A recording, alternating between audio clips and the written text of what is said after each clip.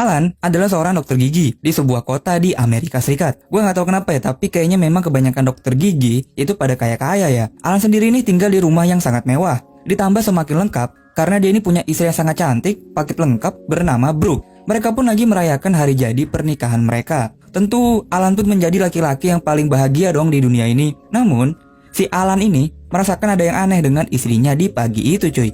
Dia pun nggak langsung pergi ke tempat kerjanya. Dia nih melainkan menunggu di depan rumah. Lalu dia nih balik lagi ke dalam rumah untuk menuntaskan rasa penasarannya. Dan bener aja gitu kan, Brooke, istrinya yang mulus dan rajin perawatan, lagi digeprek sama abang-abang tukang kolam renang.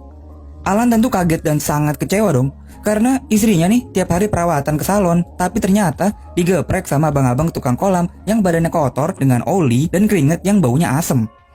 Alan pun langsung berpikiran jorok. Dia pun mengambil pistol dan langsung menggerebek istrinya saat dia lagi menghisap tiang keadilannya si tukang kolam.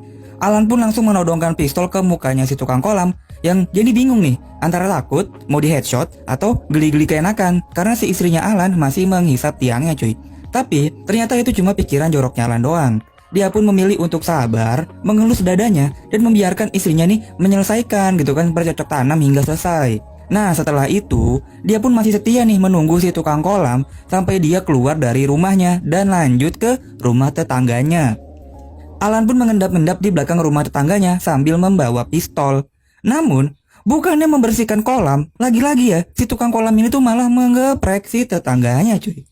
Bangsat, jadi membersihkan kolam ini hanya kedok cuy. Bisa banget ya, modal serokan sama mobil bak bisa menggeprek tante-tante yang kesepian. Edan. Alan pun malah jadi semakin shock melihat kenyataan ini. Kenapa? Karena dia nih kalah telak sama si tukang kolam cuy. Karena kesel, Alan pun gak sengaja menendang pagar rumah tetangganya dan membuat si anjing tetangganya menyerang si Alan. Alan pun yang tersudut mau gak mau nih menggunakan pistolnya untuk menjeder si anjing. Di sisi lain, karena sibuk mengurus si tukang kolam, pasien-pasiennya Alan itu tuh jadi terpenggalai. Tapi ya dia sih tuh gak peduli. Yang ada di kepalanya Alan cuma gimana nih nasib rumah tangganya dia setelah dia melihat tubuh istrinya penuh dengan keringat yang bau asem dari si tukang kolam cuy. Nah akhirnya setelah kepalanya Alan kembali jernih, dia pun memulai kembali pekerjaannya sebagai dokter gigi.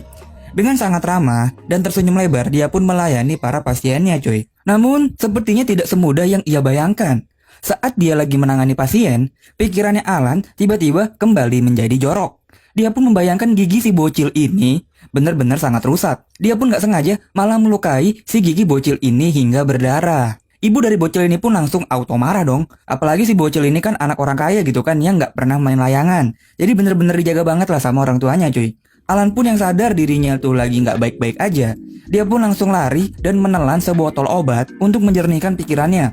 Dia pun langsung menelpon istrinya yang baru habis mandi, membersihkan sisa-sisa keringetnya si tukang kolam. Alan pun meminta istrinya ini untuk datang ke kantornya nanti malam untuk merayakan hari jadi pernikahan mereka. Alan pun kembali beraksi dengan tiba-tiba datang menghampiri seorang pasien cantik yang bernama April. Sebenarnya si April ini tuh nggak ada masalah gigi yang serius. Namun si Alan ini tuh mendramatisir bahwa si April harus ditindaklanjutin lebih jauh lagi. April pun lalu dibius hingga dia ini lemas. Dan tiba-tiba, tanpa sengaja tangannya si April ini hinggap di batangnya Alan. Ya namanya udah pengaruh bius, jadi dia kan udah setengah sadar gitu kan. Tapi bagi si Alan, dia ini menganggap ini adalah sebuah kode. Kode dari April untuk menggeprek dirinya cuy. Ditambah lagi, bukannya diperiksa, si April ini tuh malah dipakai mainan. Alan pun memasukkan tangannya di mulutnya April. April pun yang lagi terbius gak sadar, ya diem aja gitu kan layaknya boneka. Jadi Alan pun bebas tuh ngapa-ngapain sama badannya April. Alan pun berfantasi kalau April adalah istrinya. Sampai si Alan ini sadar dan pakaiannya April nih udah compang-camping. April pun lalu terbangun dan meminta bantuan. Lalu datanglah Steve, si manajernya April. Alan yang masih bingung membedakan antara hayalan dan kenyataan, justru menyuruh April untuk pergi nih dari kantornya dengan alasan udara segar dapat membuat April pulih lebih cepat. Edan. Keanehan ini pun disadari oleh dua rekannya Alan yang bertugas. Ditambah lagi, asistennya Alan melihat ada sebuah stocking yang tergeletak di lantai. Dia pun mencium stocking ini. Rasanya harum cuy. Dia pun sadar kalau ini tuh punyanya si April. Diam-diam, dia pun memberitahu si Karen, dokter junior di sana. Namun, mereka berdua ini sepertinya takut. karena si Alan adalah dokter senior di sana cuy. Tiba-tiba datanglah Steve yang tanpa basa-basi langsung menghajar Alan atas apa yang telah ia lakukan pada April. Alan pun jatuh tersungkur dan semua pasien pun lalu mulai panik. Ya chaos lah pokoknya di klinik itu. Akhirnya semua pasien itu diminta pulang deh dan datang lagi besok hari. Alan pun kembali berjalan seperti semuanya itu baik-baik aja gitu kan. Singkat cerita, tibalah di malam hari cuy. Istrinya pun datang ke kantor dengan menunjukkan kelasnya sebagai istri dari orang kaya. Begitu juga dengan Alan yang sangat memperlakukan istrinya sebagai wanita yang spesial dalam hidupnya. Di sini sih istrinya kayak setengah hati gitu ya. Bisa jadi nggak biasanya nih si Alan begini-begininya sama dia. Tanpa basa-basi, Alan pun langsung menyuruh istrinya duduk dan lalu membius dirinya dan mengikatnya di kursi cuy. Setelah istrinya mulai lemas, Alan pun berubah menjadi seorang psikopat. Dia pun mengambil alat dokternya dan mencabut gigi istrinya sebagai balas dendam. Istrinya pun hanya bisa mangap-mangap dan mengerang kesakitan gitu kan. Gokil. Alan pun cerita kalau dia nih membuat kolam renang itu adalah permintaan istrinya cuy. Namun ternyata setelah dibuatin kolam, ternyata dipakai selingkuh. Selingkuhnya sama tukang kolam lagi. Anjing lu. Keesokan paginya, seorang detektif ini tuh datang ke rumahnya Alan. Dia ini datang untuk menanyai kematian anjing tetangganya. Namun ya sudah tentu Alan menutupi kalau dia yang membunuh si anjing itu. Di sisi belakang rumah pun, si tukang kolam nggak sengaja nih menemukan sebuah lidah yang mengambang di kolam renang cuy. Matanya pun hanya tertuju pada istrinya Alan yang hanya tiduran doang nih di pinggir kolam. Setelah dibuka topinya, tukang kolam pun kaget dengan apa yang sudah terjadi dengan mulut istrinya cuy. Gue sih nggak tahu ya, ini tuh bisa ditunjukin ke YouTube atau enggak, tapi ya udah gue coba tunjukin aja nih. Ternyata sama si Alan, selain giginya dicopot, lidah istrinya itu juga dipotong cuy. Geblek. Alan pun langsung datang dan tersenyum pada tukang kolam. Si tukang pun akhirnya dipaksa dikirim ke lobi sama si Alan. Alan pun merasa sangat puas nih setelah membunuh si tukang kolam itu cuy. Dia pun kembali menjalani kegiatannya sebagai seorang dokter gigi. Kali ini, tetangganya pun datang untuk check up rutin.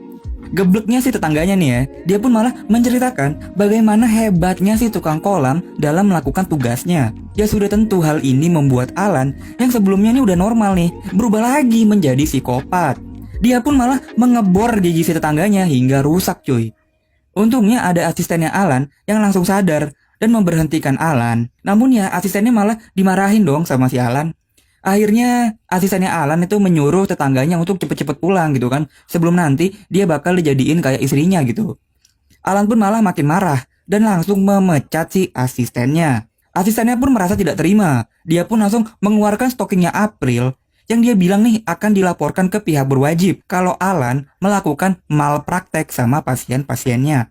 Alan pun langsung menodai stokingnya April dengan membunuh si asistennya sendiri. Kenapa ya di film-film nih orang baik selalu kalah gitu ya?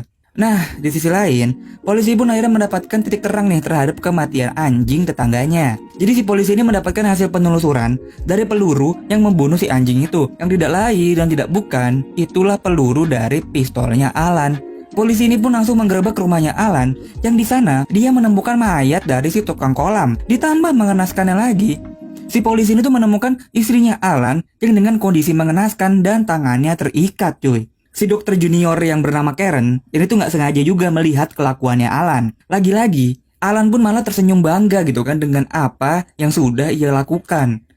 Ya selanjutnya Karen pun menyusul teman-temannya yang sudah duluan pergi ke akhirat. Bener-bener ya. Calon korban terakhir si Alan adalah seorang bocil cantik yang bernama Sarah. Sarah ini berniat melepas kawat giginya. Alan pun awalnya memperlakukan Sarah dengan sangat normal. Sampailah lagi-lagi si Alan itu kembali ke setelan awalnya menjadi seorang psikopat. Alan pun melihat giginya Sarah yang rapi, jadi teringat dengan gigi istrinya. Alan pun lalu mengeluarkan pistol dari saku jasnya dan langsung nih dia menodongkan pistol ke mukanya Sarah cuy.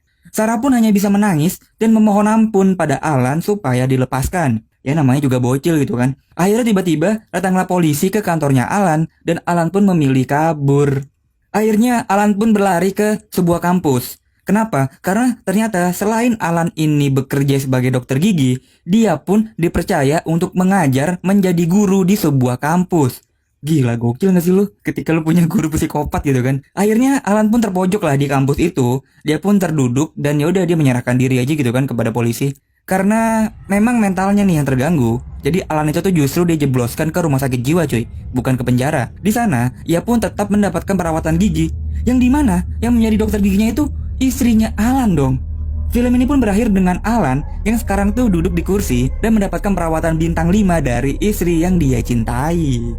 Gue sangat tidak menyarankan kalian nih ya untuk menonton film aslinya. Karena adegan suntik menyuntik dan darahnya itu tuh sangat jelas cuy dan terpampang nyata gitu kan. Jadi gue nggak tahu lu pada suka nggak sih melihat darah-darah gitu kan. Kalau yang gue lihat dan yang gue baca-baca dari berbagai sumber, sebenarnya memang rumah tangganya si Alan itu tuh apa ya sudah tidak harmonis gitu kan. Beberapa kali kita lihat di film ini kalau istrinya Alan tuh ya biasa aja gitu sama si Alan, ya nggak yang sayang-sayang banget.